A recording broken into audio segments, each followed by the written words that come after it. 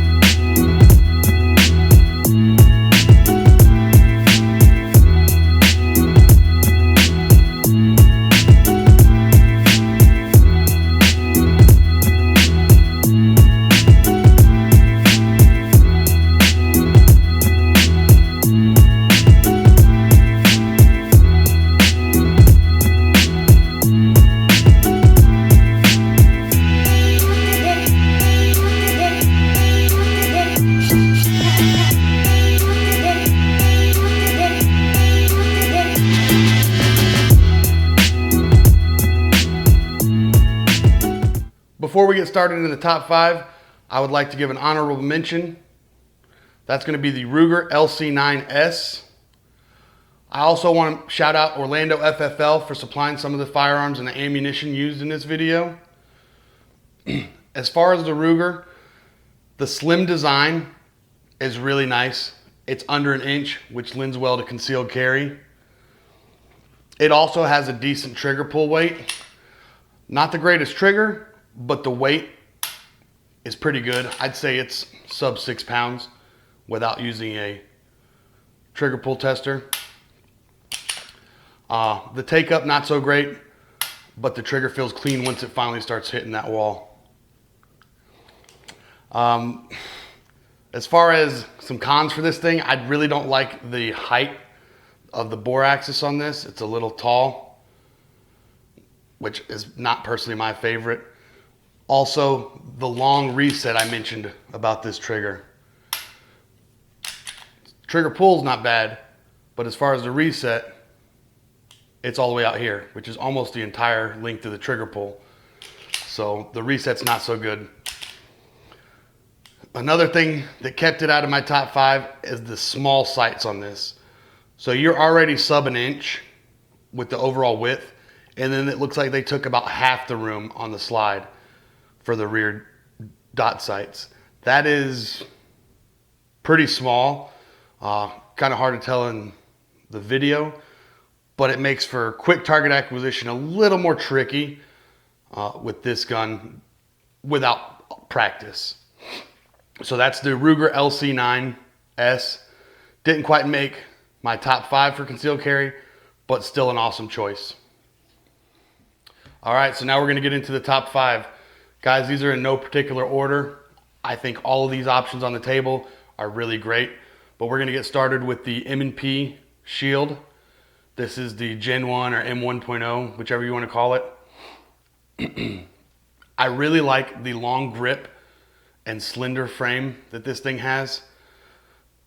The slender width being under an inch is gonna really help for concealability, and that long grip with this extended magazine allows me to get all of my fingers on here for a nice purchase.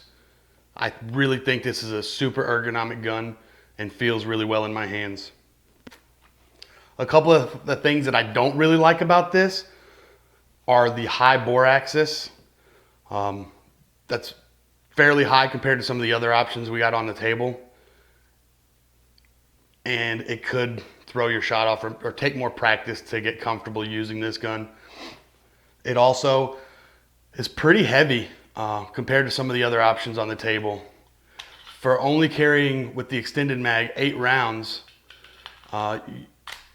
you'd be surprised at how heavy this is compared to some of the other options. And that's really the last thing I have as far as cons for the Shield, is that you're only getting 8 rounds. It's single stack, you get that slim width, but there's some other options here on the table that have a lot better capacity and a lot more going on for it. Next up, we have the Taurus G2. This gun is really great and economical. That's one of the big pluses I have with this. Another is the capacity. This one holds 12+1. That's great capacity for a concealed carry gun. And it's not much bigger than the Shield or the Ruger. Yeah, it's a little bit wider. The grip is a little beefier. But this thing feels really good in the hand still. It's got a decent trigger reset.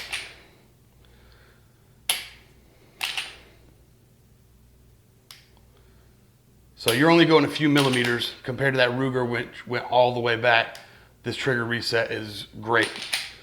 The trigger itself, not so much. It's really nothing until you hit the wall, and then it breaks. Which, when you're dealing with other striker fire guns and you kind of have that resistance at least partially through the trigger until you break, this can be difficult to get used to. You do have the capability of a second strike with the Taurus, which has a more striker fired style trigger. You feel that weight distributed throughout the pull rather than closer to a single action where you have no weight taken up and then you hit the wall and snap. But still, this thing makes a really great concealed carry option. Something else that's not the greatest is the stippling. This has stippling reminiscent to the M&P M2.0s with that aggressive texture, which wouldn't necessarily lend well to concealed carry unless you're wearing an undershirt. You almost have to wear an undershirt with this because it's going to chew you alive. And the sights on it are not the greatest. Again, they've got all this real estate with the width. You know, you're maybe just shy of an inch, but they decided to take up only half for the rear sights. So target acquisition can be a little bit more tricky with this gun versus some of the others that we have available. Next gun up we have, guys, is the Springfield XDS. This is the 9mm version. I really like the fiber optic front sight on this thing.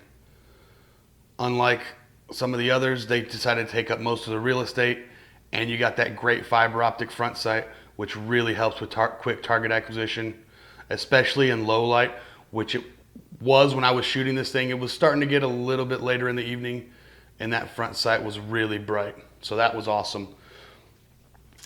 I also really like the reset of this trigger. It's a little bit further than that Taurus, but nowhere near like it is on the Shield or the Ruger that we just looked at. It's tactile, you hear it, you feel it. It's got a great trigger reset. Another neat thing that I really like about this is out the box good for left or right-handed shooters. You've got an ambi mag release. Some of these other guns you can switch the mag release, but this comes out of the box ambi both directions. So there's no gunsmithing or swapping of parts required for this. Some of the things I don't like about the XDS is, again, capacity. It comes with the 7+1 round magazine. There are extension mags out there, an 8 and a 9 round, that also add to the grip, which would benefit me. I think I would like to have the 9 round. I feel like that's a good balance, and it also adds extension down here for bigger grip, for a better purchase for me. The weight, again, this is kind of heavy compared to some of the other guns. It's not quite as heavy as the Shield, but it's heavier than the Taurus, the Ruger, and some of the other things we're going to look at. So you have to keep that in mind if you're going to conceal carry it. The biggest pet peeve I have with the XDS, and this is just being nitpicky, is the grip safety. Not that I would never have a good purchase on it. I know what it's there for. I just prefer on striker fires either no safety at all, or if you're going to give me a safety, give me a standard manual safety on the side of the slide in the frame. The grip safety is not really, it's just another thing you have to get used to if this was going to be your choice, but it's still a great concealed carry option. All right, you guys knew it was coming. The Glock 43 is next on the list of my top 5 concealed carry. This is one of the smallest, if not the smallest, gun in my top 5, which is, if you're concealed carrying it, that's kind of what you're looking for. The trigger reset on the 43, it's a Glock trigger reset. It's nice, it's tactile, it's quick. I love it. Another thing, familiarity. If you have Glocks or shot Glocks and you pick up a 43, it's just like any of your other Glocks, except you're going to have a smaller frame because it's a single stack versus that double stack. And, you know, it's a Glock. Everybody who's ever shot one knows the simplicity and its familiarity is going to be right with you right out the box. So if you have Glocks, this could be a good choice for your concealed carry gun. Some of the things I really don't like about it is the Glock grip angle. That's with any Glock, no different here on the 43. It's got a little bit different of a grip angle if you look at something like the XD compared to it. If you look, it swoops way more than something like this. It's more straight up and down, or the Shield as well. More straight up and down than the Glock. That's personal preference, not something I'm really a fan of. The sights, not a fan of the goalpost sights that Glock offers. I know that these can be changed, but if we're just taking stuff out the box, that's something that I really don't like. Another, as with most of the guns on this table, is going to be capacity. This being one of the least. You only get 6+1 in this magazine, which gives it one of the lowest capacities of the guns on the table. And for the amount of space you have on the grip, I would have expected more rounds. The XD is able to give you 7 with less grip underneath and 8 with about the same amount. So I would have expected more capacity out of the Glock 43. All right, my last choice for a top 5 concealed carry is going to be the SIG P365. Guys, this gun is kind of the best of all of them. I'm not saying that this is the best choice for you, but for me, this is definitely in my top 2. You've got 12 round in this extended magazine. You got 12+1 capacity in a very slim frame that almost feels like some of these other single stacks. I mean, SIG kind of hit it out the park with how they were able to double stack and still give you that nice, small, long frame here. They also offer night sights. This comes with night sights, where the others just come with 3-dot or like standard Glock sights. This is going to come out of the box with night sights, which is really great for concealed carry, because chances are if you have to use it, it's going to be in a low light or dark situation. The trigger is by far one of the best out of the ones that we have here on the table. And the reset, tactile, decently short. The pull, just the trigger group altogether is probably one of the best in this category. Some of the things that I don't like, again, stippling on this is similar, not quite as aggressive as the Taurus or as the Gen 2 Smith & Wesson M&P shields or M&P line, but it's still got a pretty rough texture.